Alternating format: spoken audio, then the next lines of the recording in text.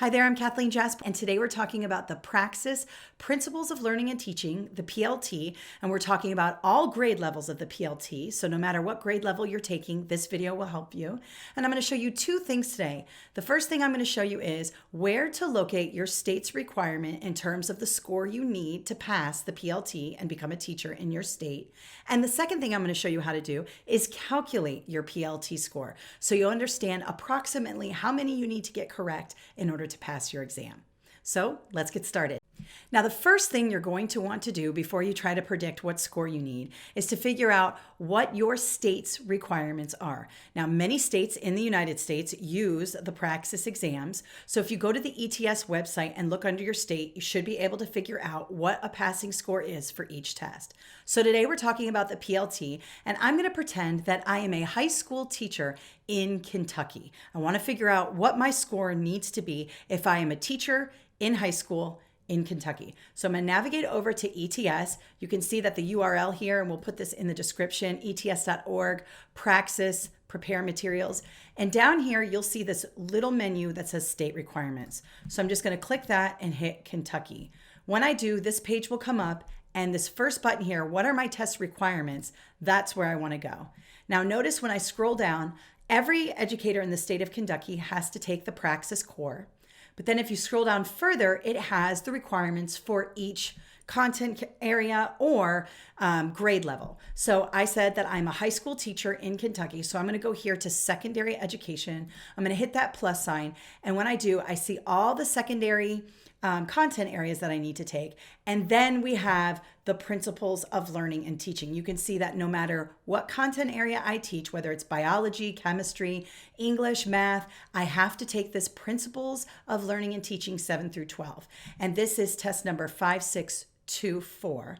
And the passing score for all of them looks like it's 160, 160, all of them is 160. Now I like to use 160 kind of no matter what for every state because it seems that most states are somewhere between a 157 and a 160. And so 160 is kind of the magic number here. So I'm trying to become certified as a high school instructor.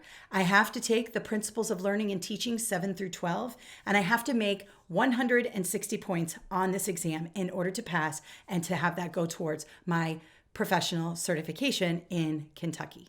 Now I'm just using Kentucky here, but you can go to any state and figure out what the requirements are, and it'll look similar to what's going on here for this particular state.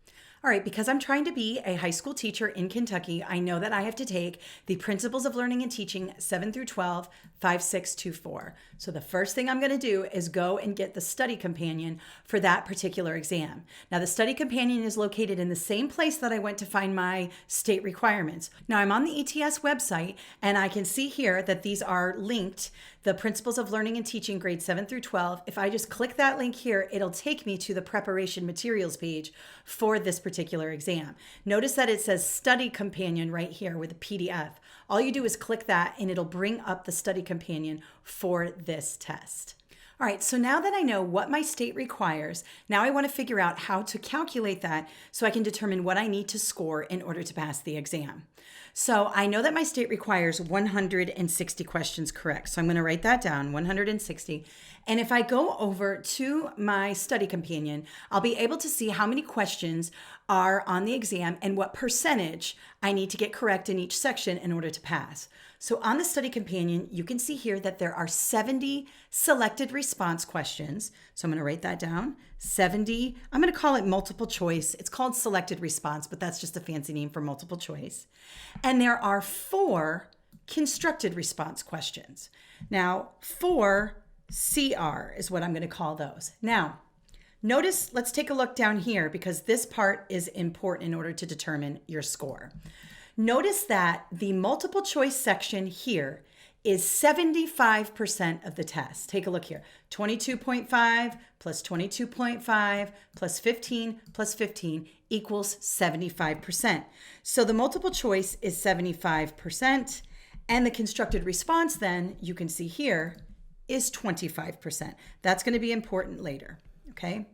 Now, one thing to remember about the constructed response, let's take a look here.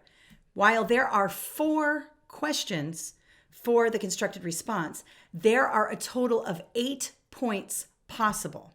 So you can get a total of 2 points, maximum 2 points for each question. So that means there are a possible 8 points up for grabs in the constructed response section. So I'm actually going to take that 4 and multiply that by 2, and that gives me 8 points for the constructed response. Now, I'm going to navigate over to my math so you can see how to calculate this. So I know based on my state that I need 160 correct in order to pass in my state to become a teacher. Now I know that there are 70 multiple choice test questions, and that's 75% of the exam. So there's 70 points in 75% of the exam up for grabs. Then I also have 4 constructed response questions, but they're worth 8. Because each one is worth 2, and 4 times 2 is 8. So there are 8 possible points for the constructed response, and that's going to be 25% of the exam. So now the first thing I'm going to do is I'm going to focus on this first 75% of the exam. So let's say that I missed 20 questions on the exam. Let's say I got a 50 out of 70 questions. That's going to be about 71% correct, or 0.71. How did I find that? This little bar here means divide. So all I did was divide 50 by 70, 50 divided by 70, and I get 0.714. So I'm just going to say 0.71. So I got 71% of 75% of the test correct. So I don't want to just keep the 71. I actually have to multiply it by 75% because we're talking about the multiple choice. So 0.71 times 0.75, remember 75% is 0.75, 0.71 times 0.75 is 53.25. I'm just going to do 0.53, okay? 0.53 is going to be the answer there. So let's just keep that. Now we're going to do the constructed response. So we have 8 possible points. So I'm going to put that on the bottom. The total goes on the bottom. And then let's just say I'm thinking I might get a 5 out of 8. So 5 points possible out of the 8. I take 5 and divide by 8, and I get 0.625. I'm going to say 0.63. I'm going to round up there. Now I got 63% of 25% correct. Remember that 25. So I have to multiply 0.63 times 0.25. And when I do 0.63 times 0.25, I get 0.157 or 0.16 or 16% here, 0.16. Now this is for 25% and this 53 is for 75%. So what do I need to do? I need to add both pieces of the pie together.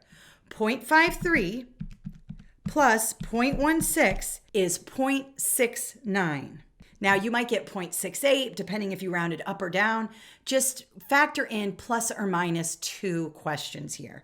So I've got 0.69, and all I do in order to determine my scale score here is I get rid of the decimal here.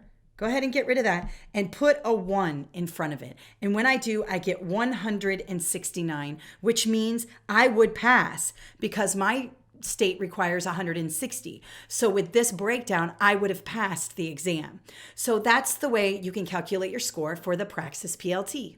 So hope that clears things up for you when it comes to the grading and the scoring of the Praxis PLT. You can use this method for any Praxis exam that has a constructed response section. This is how you would figure that out. You have to use the study companion to figure out how many test questions there are, figure out what percentage is the multiple choice and what percentage is the writing, figure out how many you got correct out of the multiple choice and how many you got correct out of the writing, and then smush those two together.